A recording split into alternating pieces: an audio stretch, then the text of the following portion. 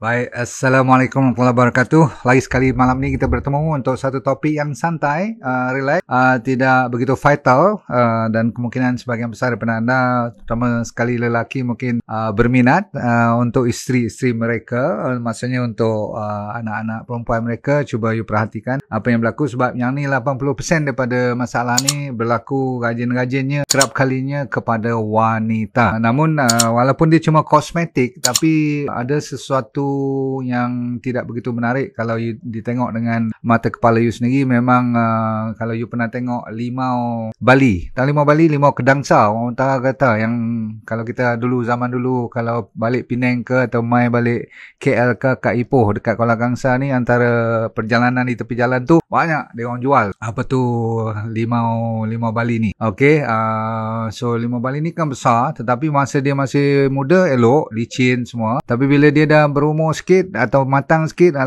kalau lebih daripada dah lama sangat, 2-3 minggu dah masak pun you tak ambil juga atau tak potong dia dah mula jadi, orang utara kata dia macam jadi kepot-kepot sikit. Dia macam kedut-kedut, lepas tu dia punya kulit tu jadi macam bintik-bintik limau tu juga. Kalau you tengok bintik-bintik limau tu cantik juga, dia sama rata sama biji-biji dia. Tetapi yang ni dia naik turun undulating, tahu tak? Jadi kulit kita tu kalau kita macam kita orang panggil apa, kita tekan dia sikit, dia naik lagi apa tu berketul-ketul lah. Okey, jadi tak cantik sebenarnya.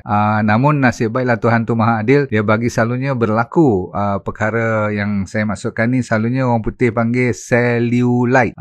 You panggil apa tak tahulah, tapi saya tengok dalam bahasa apa translation kat Google tu dia tulis cellulite. Tulisannya spelling aja beza, tapi dia dimple, dia ada macam pori-pori yang mendalam, berlubang-lubang sikit-sikit tu. Kadang-kadang kalau dia campur dengan naik turun kulit tu. Sebab apa berlaku benda ni? Sekejap kita kena tengok dulu situasi anatominya. Kita ada kulit, lepas tu kita ada fat, bawah kulit tu ada lemak, lepas bawah lemak tu ada otot. Kita ambil secara kasar supaya you faham kenapa dia boleh jadi kedut-kedut, kenapa dia jadi berlubang-lubang ni. Sebenarnya atas ni sekali, yang bawah daripada kulit punya apa tu layer tu, lapisan tu dipanggil fascia. Fascia ni lah bila berlakunya perkembangan di bawahnya tu, iaitu fat cell tu. Kadang-kadang kan waktu kita pregnant, kita kan jadi berat badan naik, macam orang obes jugalah kan, bila dah gemuk tu. Lepas tu bila kita lepas beranak dia jadi kurus, ataupun orang yang diet dia jadi kurus. Nah, kadang-kadang dia naik balik, naik turun ni.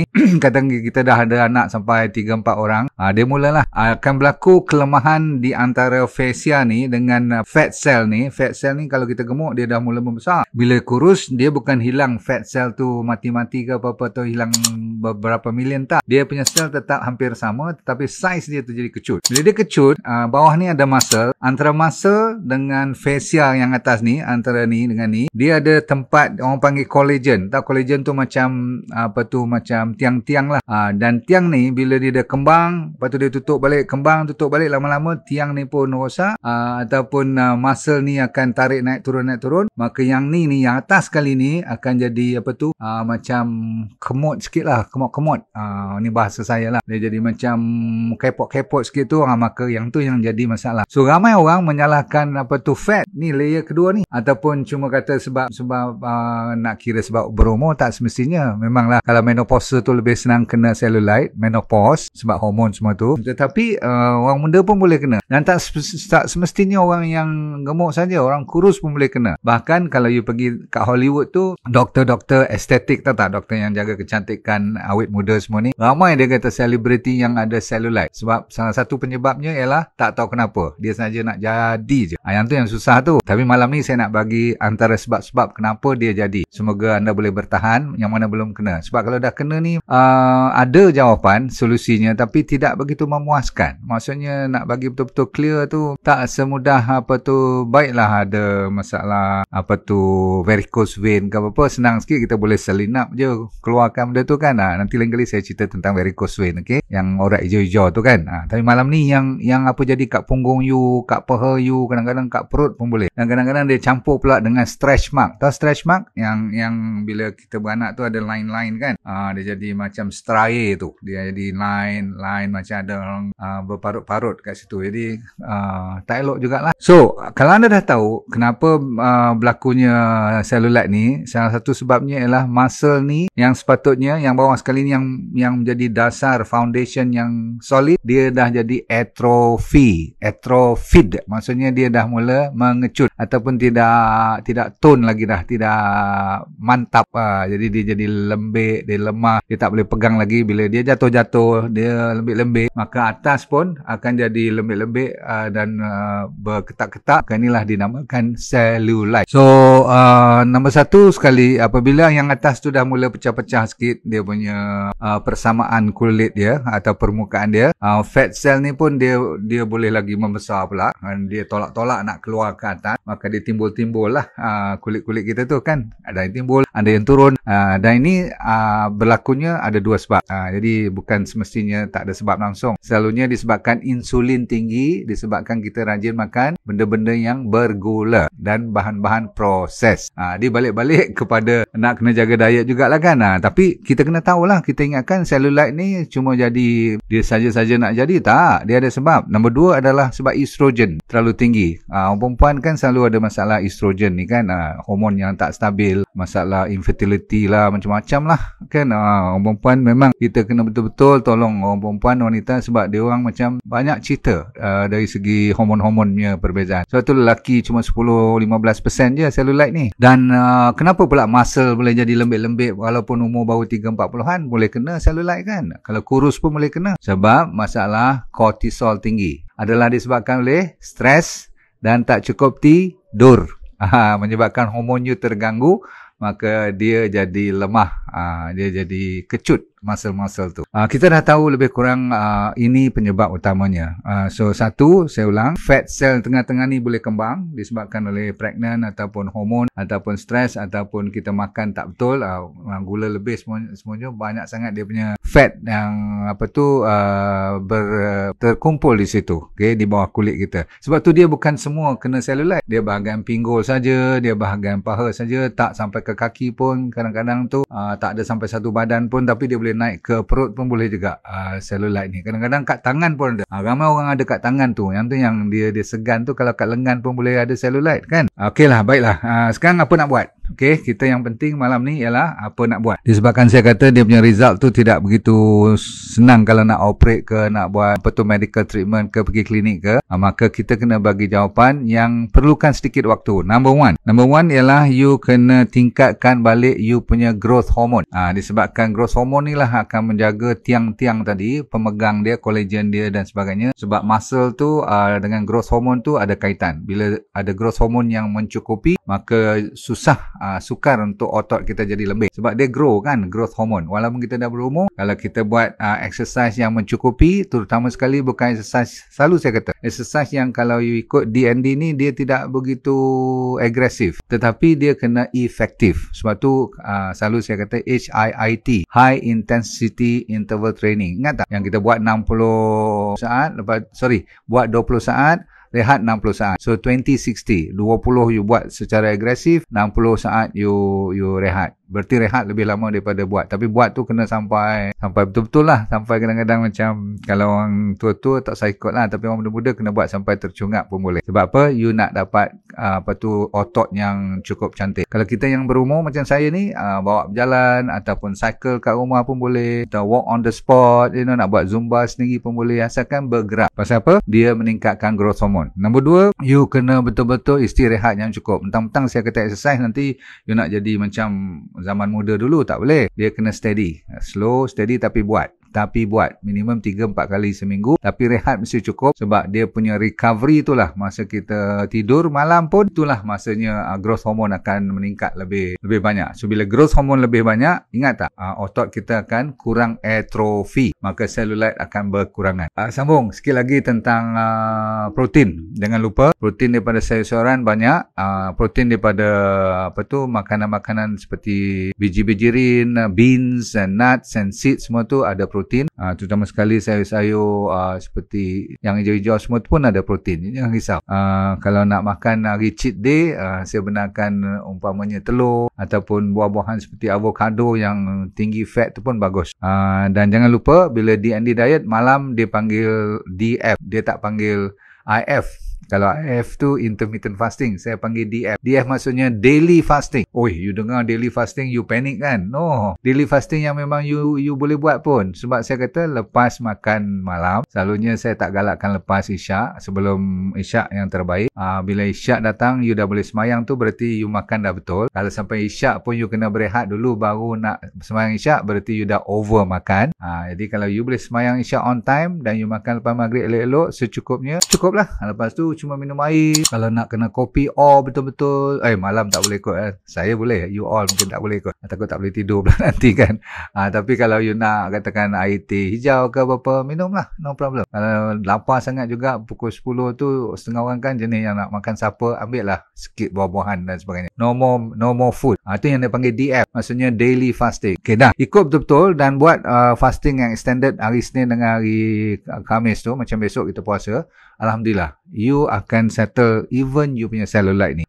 Number seterusnya ialah you kena kurangkan kortisol. Tadi kan kortisol penyebab utama cellulite berlaku sebab terlalu tinggi stres. Yang ni kena cari jalan untuk kurangkan stres. Dan satu daripadanya ialah untuk mengurangkan kortisol, you kena berkawan dengan vitamin D. Tidak lain tidak bukan ialah matahari.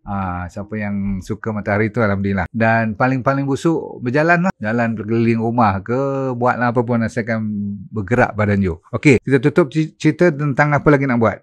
Kan saya cerita tadi tentang hormon kan. Hormon yang penting kalau terlalu galak dengan estrogen banyak sangat disebabkan kita ialah kan masa kita masih lagi belum menopausal, estrogen yang mainkan peranan untuk kita punya mindset semua. Apa yang penting ialah estrogen ni kalau terlalu banyak dia menambah fat dalam badan kita. Kan saya kata tadi line kedua tu fat. Jadi kalau fat ni terlalu membesar dan banyak pula tu, dia akan menyebabkan naik turunnya kulit kita. Itu yang jadi macam kulit limau Bali yang dah tua. Dia kedut-kedut, dia berlubang-lubang. Pernah tengok tak kulit limau Bali? Siapa pernah tengok? Saya tak tahulah. You all dah zaman mana sekarang ni? Orang budak muda mungkin tak pernah tengok limau Bali yang dah tua. Dia tengok yang hidup elok, duduk gantung aja kan. Baiklah tuan-tuan sekalian, yang penting nak kurangkan estrogen sikit. Jangan terlalu tinggi. Yang penting ialah you kena makan banyak cruciferous vegetable. Cruciferous tu yang rangup-rangup seperti gobis, cauliflower, apa lagi? Brokoli, bok choy, spinach tu bayam lah. Saya takkan lupa pada kangkung lah. Nanti dia orang panggil doktor kangkung pula. Tapi sayur hijau. Sayur yang menghijau dan yang paling bagus ialah beetroot. Nanti kenapa beetroot saya bagi tahu. Dia punya sayur tu, dia punya daunnya tu. Lepas tu anda semua kena ingat, especially kalau you dah dapat cellulite ni, dia tak boleh baik dalam masa seminggu dua. Dia perlukan waktu. So banyak bersabar ya. Sikit lagi tambahan wajib. Yang ni wajib disebabkan kita kadang-kadang ada water retention. Tahu tak? Fluid retention. Orang perempuan kan selalu kadang-kadang bukan pasal laki ni pun. Cuma senang apa tu kaki bengkak-bengkak. Kalau lama sangat berdiri ataupun carry baby dan sebagainya. Berdiri masak lama sangat. Dia boleh menyebabkan kaki tu bengkak-bengkak. So isunya ialah potasium tak cukup. K potasium. You pergi cari kat farmasi nak 4,700 miligram sehari. Cuma takut kalau ambil terlalu banyak suplemen ni pun tak bagus juga. So apa you buat ialah kalau nak makan pisang sampai 12 biji baru cukup dia punya RDA tu, dia punya dose tu. So apa you buat? You tambah banyakkan sayur yang berwarna-warni, terutama sekali yang hijau lebihkan, dan yang beetroot. Dikenal pasti beetroot is the number one. Paling tinggi potasium. Beetroot punya sayur, bukan beetroot yang merah tu, yang hijau.